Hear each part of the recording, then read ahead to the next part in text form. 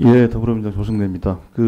이제 금융위원장, 예. 아까 오전에 KBS 수신료와 관련해서 제가 조금 위원장 약간 좀 착오가 있으신 것 같아서 한번 정리를 좀 해드리겠습니다.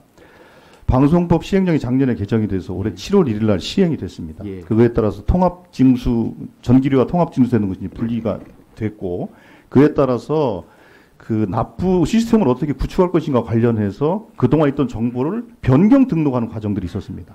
변경 등록 과정이 있었는데, 그게 저희들이 이제 거기서 이제 의문을 가진 겁니다. 변경 등록을 할 때 고객의 동의를 받아야 되지 않냐. 자, 동의를 받아야 되는데 동의를 받는 과정이 있었는가. 그거에 대해서 KBS와 한전에다가 질의를 한 겁니다. 그랬더니 받았다라고 하면서 공문 제시를 했는데 그게 KBS가 직접 자기 이름으로 질의한 것은 아니고 유사한 질문에 대해서 법령 해석을, 유권 해석했던 것을 준용을 해서 한 겁니다.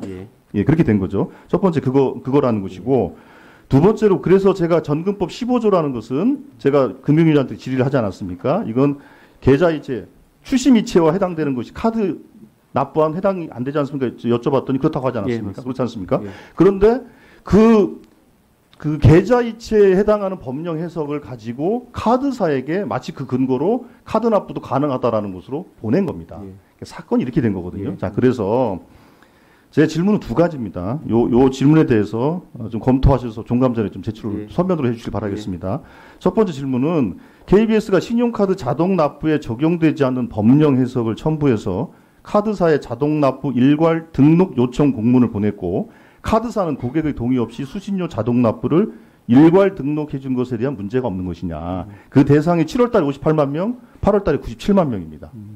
두 번째로 아까 말씀드린 것처럼 KBS가 금융위에 그 어떤 공식적인 유권 해석 요청도 없이 마치 카드사 자동 납부 일괄 등록이 가능한 것처럼 금융위가 해석한 것으로 그렇게 다른 유권 해석을 도용한 문제다. 이 문제에 대해서 금융위원장은 좀 확인해서 종감전까지 제출해 주시기 바라겠습니다. 예. 그렇게 해주시고요. 예, 그렇게 해주시고, 다음 이제 질의하도록 하겠습니다. 9월 27일 날 혁신금융서비스 14건을 신규로 지정을 했는데, 그게 클라우드 사스를 이용할 때 망분리를 예외적으로 허용하는 그런 내용들입니다. 그런데 이 서비스를 지정해 주면서도 부가조건으로 건 게 있어요. 그거는 정보 유출이나 침해 사고 등을 막기 위해서 개인정보, 신용정보, 거래정보는 제외하도록 한 겁니다. 왜냐하면 유출이 되면 뭐 피해가 크기 때문에 그러겠죠. 그리고 그게 금융자산 핵심이기 때문에 그러겠죠. 그런데 문제는 금융회사가 일부 업무를 외부에 위탁하면서 고객의 개인, 신용, 거래 정보가 금융회사 밖으로 달아지고 있는 게 있습니다. 그게 바로 콜센터입니다. 이제 그 문제에 대한 지적을 하고자 하는 겁니다. 지금 콜센터 현황을 보시면 계속 이렇게 증가 추세에 있습니다. 국민은행의 경우에도 보면 뭐 작년에 544억이라는 돈을 위탁 수수료로 한 겁니다. 자, 그런데 실제로 이분들이 그 위탁하는 것은 전화 상담, 인바운드, 아웃바운드 관련된 뭐 관련 재반 업무를 다 하고 있고, 국민은행의 경우에는 뭐 알뜰폰까지 대행을 하고 있어요. 그리고 다음, 보면 이게 그 정보 처리 위탁 현황에 대한 이제 공시 내용인데요. 이 공시 내용을 보면 4개 용역사에 국민은행의 경우입니다. 성명, 주민번호, 전화번호, 계좌번호 등 고객 정보 전반을 제공한다 이렇게 되어 있습니다. 뭐 이것만 보면 별게 아닌 것 같아요. 그런데 실제로 어떤 정보가 제공되고 있는지를 확인해 보면 이렇습니다. 용역에서 직원들을 통해 확인한 건데요. 자택 및 직장 주소, 주민번호, 전화번호, 본인 및 가족 개인정보와 변경 이력, 당행 보유 모든 계좌의 개설일, 개설점, 이체 내역, 계좌 잔액, 거래 내역.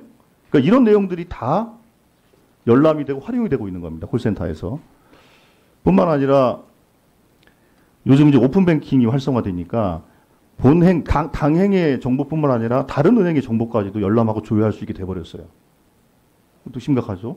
세 번째로는 마이데이터가 도입되면서 기타 다른 다양한 자산에 대한 정보도 접근이 가능하게 된 겁니다. 그러니까 외부 위탁회사의 핵심 정보가 활용되고 있다는 측면이 하나가 있는 겁니다. 그런데 문제는 한번 보시죠. 다음, 이게 이제 어느 이제 회사의 소위 인터페이스인데요. 이게 어떻게 작업을 하냐면 내부 시스템에 접속해서 아이디를 부여해서 접속해서 일할 수 있도록 이렇게 하고 있어요. 그러니까 똑같이 은행 직원들과 위탁업, 그러니까 콜센터 직원들이 똑같은 전산 화면에 접속해서 일을 하는 겁니다. 그리고 또 하나, 예를 들면 국민은행 영업정 직원들이 업무를 모를 때 어디에 물어보냐면 이 콜센터 직원들한테 물어봅니다. 그게 왜 그러냐면 여기 보면 용역계약 입찰 공고에 보면 직원 대상 IT 업무 상담 들어가 있지 않습니까? 그렇기 때문에 그래요. 실제로는 콜센터 직원들한테 물어봐요. 그런데 이걸 어떻게 지원을 해주냐? PC로 원격 업무를 합니다. 그 아이디를 가지고 원격 지원하는 거 아시지 않습니까? 그 원격 업무도 진행을 하고 있다고요. 그 이게 어떻게 단순 상담만 한다고 얘기할 수 있겠습니까? 자, 그래서 금융기관의 업무 위탁에 관한 규정을 보면 은행의 본질적인 업무는 제3자 위탁을 하지 못하도록 되어 있는데 위원장 보시기에 좀 과하다고 생각하지 않습니까? 좀 점검해 주시고요. 예, 제가 조금 더 질의하겠습니다. 예. 자, 또 하나는 콜센터에서 대출 상환 여기 있는 것처럼 자동이체 해지, 불안전 판매, 검수 같은 은행의 본질적 업무를 상당수 위탁받아서 하고 있다. 이 부분도 좀 조치를 좀 확인을 좀 해주시기 바랍니다. 예, 그 다음에 그러면 콜센터 상담사들의 처우는 어떠냐? 은행법 52조 4는 고객 응대 직원에 대한 보호 조치 의무를 규정하고 있습니다. 그런데 콜센터 직원들은 보호를 받지 못합니다. 심지어 그래서 그 음성을 한번 좀 틀어봤으면 좋겠는데 음성 송출이 안 되니까 이게 자극적인 내용들은 제가 다 뺐는데요. 1월부터 어떤 고객이 콜센터에 계속 전화를 가 성희롱 발언을 했다고 그래요. 8월까지 540회나 했다고 합니다. 그런데 국민은행은 이 용역회사 직원들에 대한 보호 조치를 전혀 하고 있지 못해요. 그러니까 다른 은행의 경우에는 반복적으로 가면 번호를 차단해 버린답니다. 그런데 국민은행의 경우에는 정상적인 질문을 하다가 이상한 성희롱성 발언을 하게 되거든요. 계속 응대를 하다가 나중에 그 자동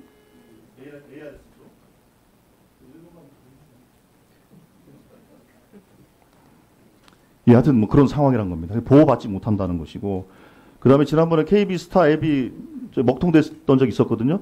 그때도 다 상담사들한테 전화해서 물어보는 겁니다. 자, 그러면 처우는 어떠냐?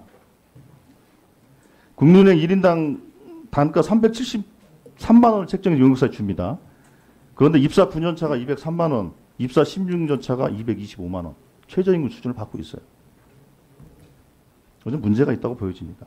그래서 은행의 본질적인 부분에 대한 위탁이 진행되고 있는지, 그리고 그로 인한 그 정보 유출이나 이런 피해는 없는지, 그리고 콜센터 상담사들이 좀 보호받아야 될 것들이 충분히 보호받고 있는 것인지, 그런 부분에 대해서 금융위원장은 좀 확인을 하셔, 종감전까지 좀 확인을 해서 좀 제출을 해주시길 좀 부탁을 좀 드리겠고요. 최대한 한번 확인을 해보겠습니다. 그리고 지금 AI 시대 데이터가 매우 중요합니다. 데이터를 직접적으로 다루는 인력에 대해서 너무 홀대를 하면 결국 그 은행은 경쟁력을 상실하게 될 것이다.